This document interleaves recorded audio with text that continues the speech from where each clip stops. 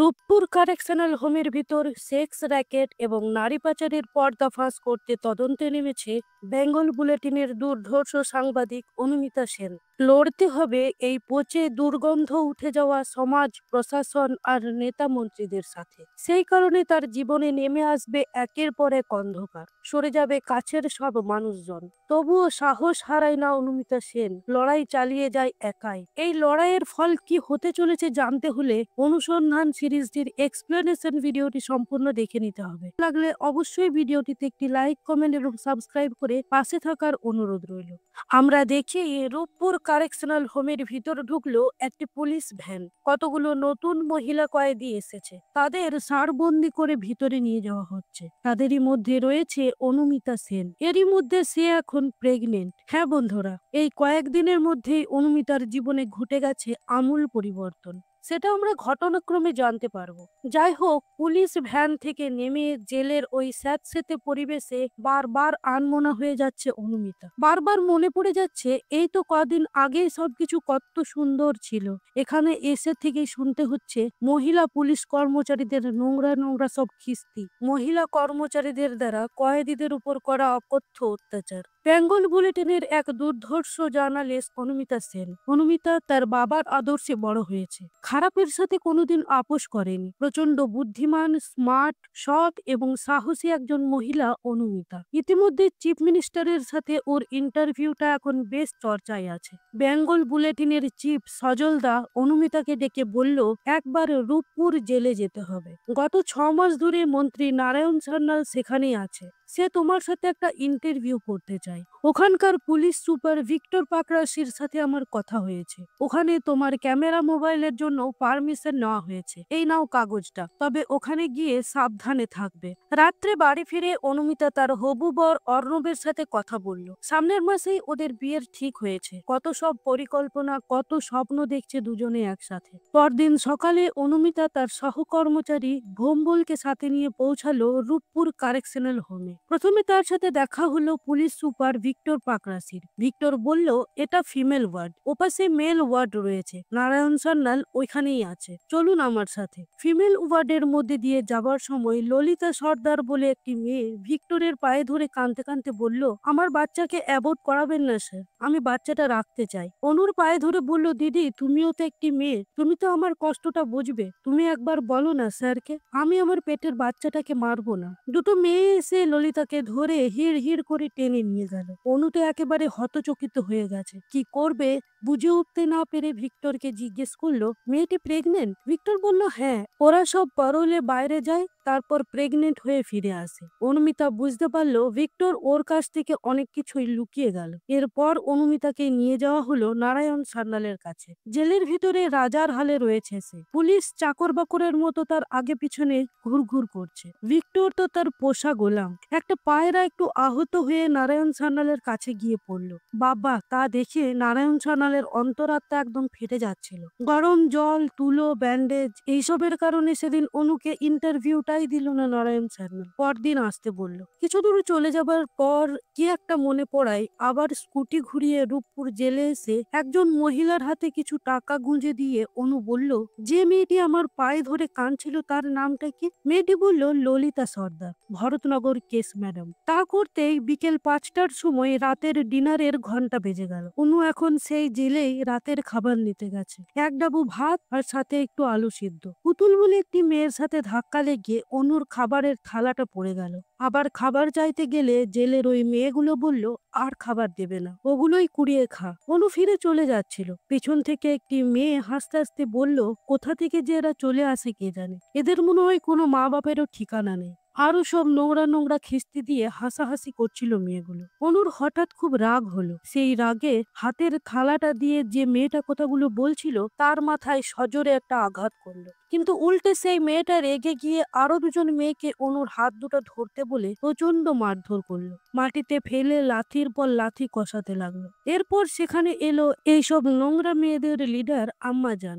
সে আরেক ডেঞ্জারাস মহিলা। কয়েদিরা তাকে জমের মতো ভয় পায়। এরপর অনুমিতাকে একটা সেলে ঝুলিয়ে রেখে সেখানে এলো ভিক্টর পাকরাশি। বলল, আরে আসতে না আসতেই আম্মাজানের সাথে ঝামেলা করলে? আমায় চিনতে পারছো? আমি তো তোমাকে প্রথম এপারের পৃথিবীতে নিয়ে এসেছিলাম। অনুমিতার মনে পড়ল সেদিন ও ভম্বুলকে নিয়ে গিয়েছিল ভরতনগর পুলিশ স্টেশনে। সেখানকার অফিসারকে একটা দারুণ ইন্টারভিউ এর লোভ দেখিয়ে তার কাছ থেকে জেনে নিয়েছিল ললিতা সর্দারের কথা। ললিতা সর্দার 2 বছর আগে তার স্বামীকে খুন করে রূপপুর জেলে গিয়েছে। তখন ললিতা প্রেগনেন্ট ছিল না, আর এই 2 বছরে ললিতা একবারও প্যারোলে বেরোয়নি। তাহলে সে প্রেগনেন্ট হলো কি করে? তাহলে কি জেলের ভিতরেই কোনো সেক্স র্যাকেট চলছে? ললিতার কাছে এসে তার থিওরিটা বলল অনুমিতা। জেলে নিশ্চয়ই কোনো সেক্স র্যাকেট চলছে। একটা পুরনো মহিলা সংশোধনাগারে একজন মহিলা প্রেগনেন্ট হয় কি করে বলতো? এটাই তো রিয়েল নিউজ। এটাতে প্রশাসন থেকে শুরু করে মিনিস্ট্রি পর্যন্ত নড়ে চড়ে বসবে। সজলদা বলল, প্রশাসন নড়ে চড়ে বসলে কি ভালো কিছু হবে অনু? এতে শুধু বেঙ্গল বুলেটিনের নয়, তোরও ক্ষতি হতে পারে। সাপের গর্তে হাত ঢোকাতে যাচ্ছিস তুই। জেলের এই সেক্স র্যাকেট নিয়ে যেই নিউজ করতে গেছে সেই মরেছে। ভিক্টর অনুকে বলল, আমার জেলে কেন এসেছো বলতো? কিছু তো একটা প্ল্যান আছে তোমার, বলে ফেলো সেটা, নইলে চরম শাস্তি পাবে। অনু বলল, আমাকে একটা মার্ডার কেসে এখানে পাঠানো হয়েছে। আসল সত্যিটা না বলায় ভিক্টর রেগে গিয়ে অনুকে সলিটারি সেলে ট্রান্সফার করে দিল। আর এই সেলেই থাকে আম্মাজান। এই সেলে আম্মাজানের রাজ চলে। একজন মহিলা অফিসার অনুকে নিয়ে যাবার সময় অনু শুনতে পেল ভিক্টর একজনকে বলছে, বিশুপাল কেমন আছে রে? মহিলা বলল, অর্ধেকের উপর বাউন্ড, বাঁচবে না মনে হয়। ভিক্টর বলল, ভালো হয়েছে, বেটা মরুক। জেলের ভিতরে থেকে বাইরে খবর পাঠানোর ভীষণ শখ ছিল, তাই না? আবার অনুর মনে পড়লো সেদিনের কথা, যেদিন নারায়ণ সান্যালের সাথে প্রথম ইন্টারভিউটা হয়েছিল। ইন্টারভিউ মানে জাস্ট নর্মাল কথাবার্তা। নারায়ণ সান্যাল কথায় কথায় অনুকে বুঝিয়ে দিয়েছিল যে ও অনুর বয়ফ্রেন্ড অর্ণবের সম্বন্ধে সব জানে। অর্ণব তো ওরই দলের ইলেকশন ক্যাম্পেন ম্যানেজ করা কম্প্যাক্টে চাকরি করে। নারায়ণ সান্যাল বলল, খুব ভালো ছেলে অর্ণব, শুধু একটাই সমস্যা, বড্ড বেশি সৎ আর একটু বেশি অ্যাডভেঞ্চারাস। ইন্টারভিউ চলাকালীন কেন জানি না অর্ণব বারবার অনুকে ফোন করছিল, কিন্তু অনু সেটা ধরতে পারছিল না। কয়েকজন মহিলা পুলিশ কর্মচারী অনুকে একটা সেলে ঢুকিয়ে দিল। অনেকক্ষণ ঝুলিয়ে রাখার জন্য অনুর হাতে প্রচন্ড ব্যথা। আজ ওর খাবারও বন্ধ, তাই পুতুল লুকিয়ে ওর জন্য শুকনো রুটি আর চিনি নিয়ে এসেছে। অনু ললিতার ব্যাপারে পুতুলকে কিছু জিজ্ঞেস করতে গেলে সেই সময় একজন পুলিশ কর্মচারী চলে আসায় সেটা আর জানা হলো না। পুতুল চলে যাবার পর অনুর আবার মনে পড়লো নারায়ণ সান্যালের কাছ থেকে চলে যাবার পর মাঝ রাস্তায় ওর সাথে দেখা হয়েছিল অর্ণবের। অর্ণব গাড়ি নিয়ে ওরই জন্য অপেক্ষা করছিল, যেটা সাধারণত কখনো হয় না। অনু ভম্বলকে স্কুটি নিয়ে চলে যেতে বলে নিজে অর্ণবের গাড়িতে উঠে বসলো। অর্ণব আজ বেশ অন্যমনস্ক।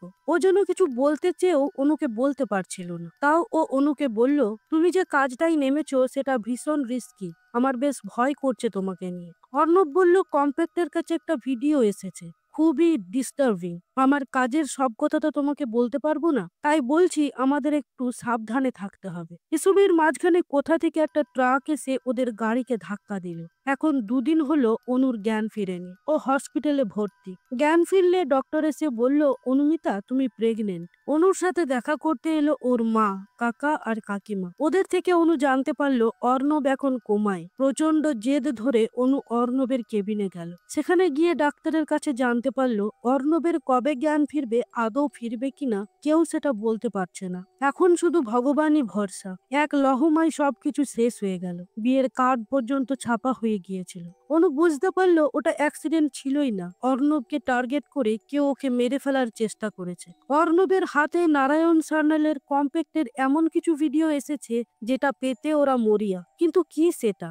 অর্ণব সেটা কোথায় বা রেখেছে? অর্ণব সেদিন তো কিছুই বলল না। এদিকে জেলে ভিক্টর নারায়ণ সান্যালের কাছে এসে বলল, ওই ললিতা সর্দার খুব ঝামেলা করছে স্যার। ওই অ্যাক্সিডেন্ট ভিডিও কোনো প্রবলেম হয়ে যাবে না তো স্যার? নারায়ণ সান্যাল বলল, তোমাকে মাথা খাটানোর কোনো দরকার নেই, আমাকে মাথাটা একটু খাটাতে দাও, তাহলেই হবে। সজলদা হসপিটালে অনুর সাথে দেখা করতে গেছে। অনু বলল ওর থিঙ্কিং গুলো। সজলদা বলল, তোর কেন মনে হচ্ছে যে ওটা অ্যাক্সিডেন্ট ছিল না? অনু বলল, অর্ণব মনে হয় কোনো ভিডিওর কথা বলতে চাইছিল আমাকে। সজলদা বলল, কোনো ভিডিও থেকে থাকলে সেটা তো পেন ড্রাইভে বা ল্যাপটপে থাকবে, আর অর্ণবের গাড়ি সার্চ করে তো কিছুই পাওয়া যায়নি। এদিকে আজ অনুকে আম্মাজানের সেলে ট্রান্সফার করা হলো। আম্মাজান অনুকে তার প্রথম দিনের খাটনি হিসাবে দিল সেলের ল্যাট্রিন পরিষ্কার করতে। ওই নোংরা ল্যাট্রিন পরিষ্কার করে অনু বারবার বমি করছিল, হাত পা সাবান দিয়ে ঘষছিল, কিন্তু যেন পরিষ্কার হচ্ছিল না। স্নান করার সময় কতগুলো মেয়ে এসে অনুর মুখে প্লাস্টিক বেঁধে ওকে মেরে ফেলার চেষ্টা করলো। সেই সময়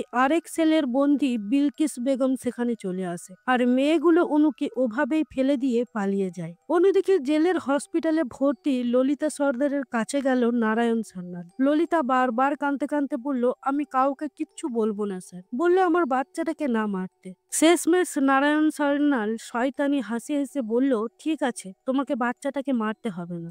ওখান থেকে বেরিয়ে এসে নারায়ণ সান্যাল হাতে স্যানিটাইজার নিয়ে এই সেলের দেখাশোনার ভারপ্রাপ্ত অফিসার বিনোদকে বলল, সব দেখে শুনেও চুপ করে থাকবে। তোমার আগে এখানে যে ছিল বিশুপাল, ওর টাকার প্রচুর লোভ হয়েছিল, তাই বাইরে খবর পাচার করতে চেয়েছিল, তাই ওকে গায়ে আগুন লাগিয়ে মেরে ফেলতে হলো। তুমি সাবধান। এরপর অনুকে আবার জেলের হসপিটালে ভর্তি করা হয়েছে। নারায়ণ সান্যাল ওর কাছে গিয়ে ললিতার ব্যাপারে তদন্ত করতে বারণ করে এলো, বলল নইলে বিপদ বাড়বে। আবার অনু ভাবতে লাগলো, ওর মা ওকে অর্ণবের বাচ্চাটাকে নষ্ট করে দেওয়ার কথা বলেছিল অর্ণব তো এখন কোমায়, তোদের বিয়েটাও তো হলো না, এভাবে এই সমাজে থাকা যাবে কি করে। রেগে গিয়ে কাঁদতে কাঁদতে অনু সেখান থেকে অর্ণবের বাড়ি চলে গেল।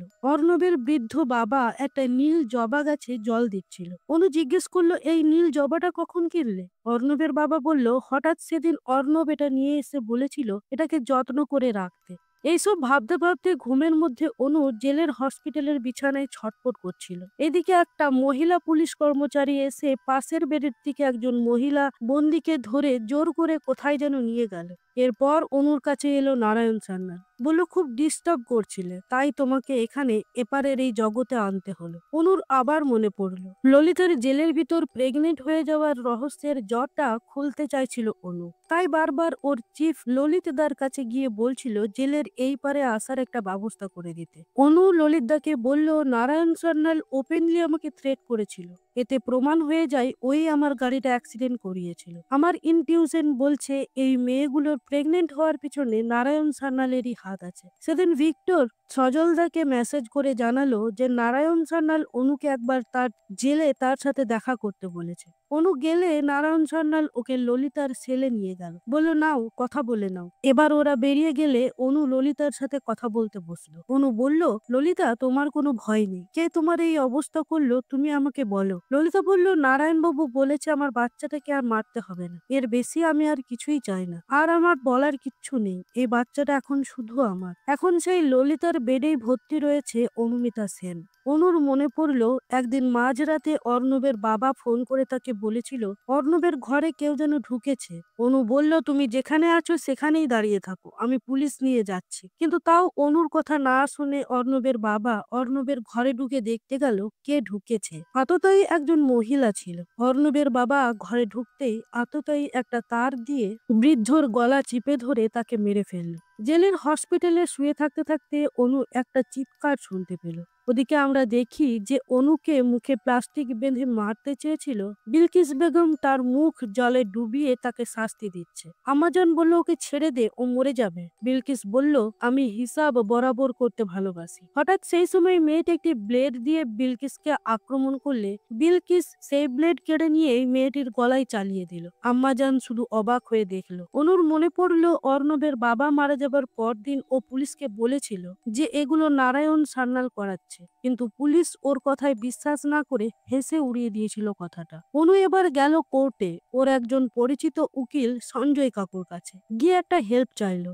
বলল, রেকর্ড রুমের এক্সেসটা দিতে হবে। রূপপুর কারেকশনাল হোমের মেয়েদের সেলে গত বছর যারা যারা পরোলে বেরিয়েছিল তাদের ফাইলগুলো একটু দেখতে চাই। আমার উপর প্লিজ একটু বিশ্বাস করে কাজটা করতে দাও। রেকর্ড রুমে গিয়ে অনু ফাইলগুলো খুঁজতে খুঁজতে একটা ফাইলে কতগুলো মেয়ের অবাক করা কিছু রিপোর্ট দেখতে পেল। এদিকে পুতুল একজন মহিলা পুলিশের হাতে 500 টাকা দিয়ে জেলের হসপিটালে কয়েকদিনের জন্য ভর্তি হয়েছে। বলেছে ওর পেটে প্রচন্ড ব্যথা, এখানেও বাইরের মতো টাকা দিলে সব হয়। অনু পুতুলকে জিজ্ঞেস করলো, বিলকিসকে? এখানে সবার মুখে ওর নাম শুনছি, আমারও ভীষণ চেনা চেনা লাগছে নামটা। পুতুল বলল, শুধু বিলকিস নয়, বিলকিস বেগম, তুমি বোধহয় ওর নাম খবরের কাগজে শুনেছ। ওই জেলারের সাথে শর্ত লাগিয়ে এই জেলকে প্রথম ব্রেক করেছিল। অনুর আবার মনে পড়লো অর্ণ অর্ণবের কলিগ সার্থক চৌধুরী ফোন করে ওকে একবার ওদের কম্প্যাক্টে ডেকেছিল কিছু দেবার জন্য, কিন্তু সেখানে গিয়ে অনেকক্ষণ বসে থাকার পরও সার্থক চৌধুরী এলো না। এলো অনুর ফোনে নারায়ণ সান্যালের ফোন। সে বলল, কার জন্য অপেক্ষা করছো? কম্প্যাক্টের অফিসে। যার জন্য অপেক্ষা করছো সে আসবে না। সত্যি সার্থক অনুকে মেসেজ করে বলল, আমার বাড়িতে চলে আসুন, ঠিকানা পাঠালাম। বাইরের একটা চায়ের দোকানে বসে চা খাচ্ছিল অনু। সেখানে ওর কাছে এলো একজন গৃহবধূ, মিলি মিত্র। দেখতে গৃহবধূ হলেও মিলি একজন সিরিয়াল কিলার। হাসতে হাসতে মানুষ মারাটাই ওর কাজ। অর্ণবের বাবাকেও ওই মেরেছে। এখন এসেছে অনুকে ভয় দেখাতে, যেন নারায়ণ সান্যালের পিছু ছেড়ে দেয়। অনু ভম্বলের কাছে গিয়ে বলল, রেকর্ড রুম থেকে সাংঘাতিক একটা জিনিস পেয়েছি। রূপপুর কারেকশনাল হোমের ফিমেল ওয়ার্ডে প্যারোলের টাইমে অদৃশ্য হয়ে যাচ্ছে মেয়েরা। রিপোর্ট তাই বলছে। গত 6 মাসে 7 জন মেয়ে জাস্ট উবে গেছে। নারায়ণ সান্যাল একটা কথা ঠিক বলে, এপারে থেকে ওপারের কথা জানা সম্ভব নয়। রাত্রে সার্থক বাড়ি ফিরে আসার কিছুক্ষণ পর ওর বাড়িতে এসে মিলিমিত্র বেল বাজিয়ে বলল, আপনার মাইক্রোভেনের বিষয়ে একটা ছোট্ট সার্ভে ছিল। প্রায় জোর করে জল খাবার অচিলায় ভিতরে ঢুকে সার্থক চৌধুরীর গলায় ছুরি চালিয়ে তাকে মেরে ফেললো মিলিমিত্র। এর কিছুক্ষণ পর সে বাড়িতে এলো অনু। গিয়ে সেই অবস্থা দেখে ছুটতে বাড়ি থেকে পালিয়ে আসছিল। আসার পথে অসতর্কতার কারণে ওর ব্যাগটা সেখানেই পড়ে গেল। কিছু দূর ছুটে যাওয়ার পর একটু থামলে অনুর মোবাইলে একটা মেসেজ এলো, ignorance is life, knowledge is death. Anu সোজা ভম্বলের কাছে গিয়ে বলল, অর্ণবের কাছে কিছু একটা আছে জানিস? না হলে প্রথমে অর্ণব, তারপর ওর বাবা, তারপর অর্ণবের কলিগ সার্থক চৌধুরী। সার্থকও তো আমাকে কিছু একটা দিতে চেয়েছিল। সজলদা, পুলিশ কিছুই তো করছে না। অর্ণবের বাড়ি সার্চ করে ওরা কিছু পায়নি। পেলে মিলিমিত্রকে দিয়ে আমাকে ভয় দেখাতো না, বা সার্থককেও মারতো না। সার্থকের অ্যাপার্টমেন্টের টিউলিপ নামটা মনে পড়ায় অনুর মনে হলো অর্ণব কোনো গাছের কথা বলেনি তো। গাছের কথা মনে হতেই অনুর মনে পড়লো অ্যাক্সিডেন্টের আগের দিন ও একটা নীল রঙের জবা গাছ ওর বাড়িতে এনেছিল। অনু বলল, পেয়ে গেছি, চল ভম্বল, আমার সাথে অর্ণবের বাড়ি চল। ওদিকে নারায়ণ সান্যালের বিরোধী পার্টির নেতা শুভ্র প্রেস কনফারেন্স ডেকেছে। রিপোর্টারদের মধ্যে প্রশ্ন হলো, রূপপুর জেলে মহিলাদের প্রেগনেন্সি। কিছুদিন আগে একজন আত্মহত্যাও করেছে, আবার এই বন্দি মৃত্যু। শুভ্র বলল, আমি যথাসাধ্য চেষ্টা করব রূপপুর জেলের ভিতরের যেন পূর্ণ তদন্ত হয়। জেলের হসপিটালে অনুর সাথে দেখা করতে এলো শুভ্র। বলল, তুমি এখানে কি করে এলে? অনু বলল, আমি কিছুই করিনি দাদা, আমায় ফাঁসানো হচ্ছে। শুভ্র বলল, তাহলে তুমি খুব তাড়াতাড়ি ছাড়া পেয়ে যাবে। কোনো কিছু অসুবিধা হলে আমায় বলো। এরপর শুভ্র গেল নারায়ণ সান্যালের সেলে। এখন নারায়ণ সান্যালের চেয়ারেই বসে রয়েছে শুভ্র। তাই নারায়ণ সান্যাল বলল, আমি খুব শীঘ্রই বেরোচ্ছি এখান থেকে, এবার নিজের চেয়ার সামলে রেখো। শুভ্র বলল, আগে তো এখান থেকে বেরোন, তারপর দেখা যাবে। এই বলে শুভ্র চলে গেল। নারায়ণ সান্যাল মুখ গম্ভীর করে বসে রইল। রাত্রে অনু পুতুলকে জিজ্ঞেস করলো, ললিতার মৃত্যু কিভাবে হলো পুতুল? পুতুল বলল, ওরা জ্যান্ত ঝুলিয়ে দিয়েছিল ললিতাকে। অনু কাঁদতে কাঁদতে ললিতাকে বলল, বিলকিস বেগমের সেলে কিভাবে যাওয়া যাবে? পুতুল বলল, জেলারকে সবচেয়ে বেশি রাগালে ও ভীষণ শাস্তি দিতে কয়েদিকে বিলকিসের সেলে পাঠায়। অনুর মনে পড়ল সেদিন ভম্বলকে নিয়ে অর্ণবের বাড়িতে গিয়ে সেই নীল জবার মাটির তলা থেকে একটা পেন ড্রাইভ বার করেছিল ভম্বল। সেটা নিয়ে ফিরে আসার সময় কথা থেকে বেরিয়ে এলো মিলিমিত্র। ভম্বলের গলায় ছুরি ঠেকিয়ে অনুকে বলল, ওটা আমাকে দিয়ে দাও, নইলে ভম্বল মরবে। বাধ্য হয়ে অনু পেন ড্রাইভটা মিলিকে দিয়ে দিল। অনু জেলার ভিক্টর পাকরাশির সাথে কথা বলার জন্য তাকে ডাকলো। ভিক্টর এসে হাসতে হাসতে অনুর সারা শরীরে হাত বোলাতে গেলে একটা পেনের নিব ভিক্টরের গলায় ঢুকিয়ে দিল অনু। প্রচন্ড ব্লিডিং হতে শুরু করলো ভিক্টরের। আর ভিক্টর রেগে গিয়ে অনুকে শাস্তি হিসেবে বিলকিসের সেলে পাঠিয়ে দিল। আর এটাই তো চাইছিল অনু। ভিক্টর নারায়ণ সান্যালকে এটা গিয়ে বললেন। নারায়ণ সান্যাল রেগে বলল, অনুকে বিলকিসের সেলে রাখা যাবে না। অনু আর 5টা মেয়েদের মতো নয়, কখন কি করে দেয় কেউ জানে না। ওকে বিলকিসের সেল থেকে বের করে একটা সেপারেট সেলে রাখ, আর আজ রাতের মশলা তৈরি করে রাখো। আজ আমি নিজে যাব। অনুর মনে পড়লো সেদিন ভম্বলকে হসপিটালে ভর্তি করবার সময়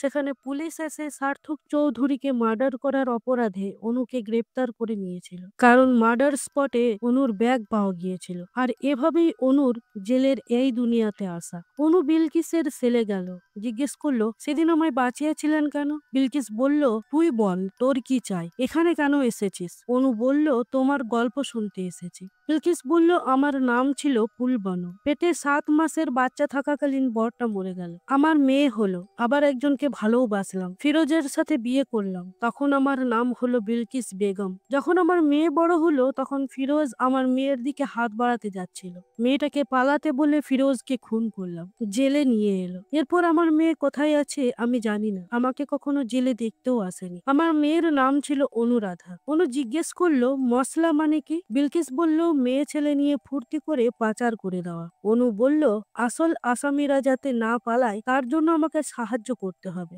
রাত্রে একটা গাড়িতে অনেকগুলো মেয়েদের নিয়ে পাচার করার জন্য গাড়ি বেরোলো। ভিক্টর আর নারায়ণ সান্যাল ছিল আলাদা গাড়িতে। অন্য গাড়িতে করে মেয়েদের বর্ডার পার করতে হবে, তাই সেই গাড়ি থেকে মেয়েগুলোকে নামানো হলো। কিন্তু ভিক্টর অবাক হয়ে দেখলো তারই মধ্যে রয়েছে অনুমিতা। অনুমিতাকে দেখে ভিক্টর আর নারায়ণ সান্যাল তো হয়ে গেছে। গাড়ি থেকে নেমে এলো অনুমিতা। এবার নারায়ণ সান্যালের সাথে মুখোমুখি কথা হবার পালা। নারায়ণ বলল, কার সাহায্যে এখানে এলে? বিলকিস। অনুমিতা বলল, সেটা জেনে আপনার কোনো লাভ নেই। এদিকে অনুকে হেল্প করে ফিরে আসার সময় আম্মাজান বিলকিসের উপর হামলা করে, বিলকিসের গলা চেপে ধরে। বিলকিস কোনোভাবে একটা ফুলের টব দিয়ে সজোরে আম্মাজানের মাথায় আঘাত করে। এদিকে অনু নারায়ণ সান্যালকে বলল, এজন্যই তাহলে পারোলে থাকা মেয়েরা উধাও হয়ে যাচ্ছিল। নারায়ণ সান্যাল বলল, ভিডিওটা আমার হাতে আসার আগে আপনি দেখেছিলেন তাই না? অনু বলল, ওইসব নোংরা ভিডিও দেখার আমার কোনো ইচ্ছাই ছিল না, কিন্তু দেখতে হয়েছিল। নারায়ণ সান্যাল বলল, পুলিশকে খবর দিয়েছো নিশ্চয়ই। আচ্ছা তুমি কি বোকা বলো তো, পুলিশ আমার হাতে না থাকলে এত বড় কাজ আমি করতে পারি? এবার আমি তোমাকে মেরে এখানেই পুঁতে দেব। এই বলে নারায়ণ সান্যাল অনুর চুলের মুঠি ধরে তার সাথে ধস্তাধস্তি শুরু করলো। সেই কারণে অনুর কাছে থাকা একটা গোপন ক্যামেরা নিচে পড়ে যায়। সেটা দেখে নারায়ণ সান্যাল তো রেগে আগুন। ক্যামেরাটা পা দিয়ে ভেঙে বলল, এবার এখান থেকে বেরোবে কি করে? অনু এক ধাক্কায় নারায়ণ সান্যালকে সরিয়ে দিয়ে বলল, কেন ভাবলেন বলুন তো সব পুলিশরাই এক? কেন ভাবলেন একটা মাত্র ক্যামেরা নিয়ে আপনার সাথে যুদ্ধে নামবো? এটা ভেঙে দিলে কি হবে? আরেকটা ক্যামেরা লাগানো আছে ওই কন্টেনারে, যেটাতে সব লাইভ হচ্ছে। অনু বলল, আমার সাথে যা যা হয় আমি সেগুলো হতে দিই, তাই হয়। আমি স্বেচ্ছায় এখানে এসেছিলাম, আপনি আমাকে এই জেলে আনেননি। মন্ত্রী সুব্রদার সাহায্য নিয়েই আমি এখানে আসি। আমি ইচ্ছে করেই সেদিন সার্থকের ওখানে আমার ব্যাগটা ফেলে দিয়ে এসেছিলাম, এখানে এসে আপনাদের মুখোশ খুলবো বলে। আপনার মেয়ে পাচারের কারবার এখন গোটা দেশ দেখছে। হঠাৎ একটা পুলিশের কাছ থেকে বন্দুক নিয়ে অনুকে মারতে গেল নারায়ণ সান্যাল, কিন্তু গুলি চললে সেটা লাগলো নারায়ণ সান্যালেরই গায়ে, মৃত্যু হলো তার। এবার অনু বাইরে বেরিয়ে বেঙ্গল বুলেটিনের চিফ সজলদার কাছে রেজিগনেশন দিয়ে বলল, আমার বাবা বলেছিলেন দালালদের কখনো সার্ভ না করতে। তুমি যে মিস্টার ক্লিন নও সেটা আমি সেদিনই বুঝেছিলাম, যেদিন হসপিটালে তুমি আমার সাথে দেখা করতে এসেছিলে। সেদিন তুমি বলেছিলে অর্ণবের গাড়ি সার্চ করে কোনো পেন ড্রাইভ পাওয়া যায়নি, কিন্তু আমি তো কোনোদিন কাউকে বলিনি যে আমাদের অ্যাক্সিডেন্ট হবার কিছুক্ষণ পরেই কয়েকজন লোক এসে অর্ণবের গাড়ি সার্চ করেছিল। তাহলে তুমি সেটা জানলে কি করে? আমি আসছি সজলদা আমার নিজস্ব চ্যানেল অনুসন্ধান নিয়ে, দেখা হচ্ছে ফিল্ডে। তো বন্ধুরা, এখানেই অনুসন্ধান সিরিজটিকে শেষ করা হয়েছে। আশা করছি ভিডিও ভালো লাগবে। ভালো লাগলে অবশ্যই কমেন্ট করে জানাবেন। আজকের মতো এখানেই শেষ করছি, আবার দেখা হবে পরবর্তী কোনো ভিডিওতে। ধন্যবাদ।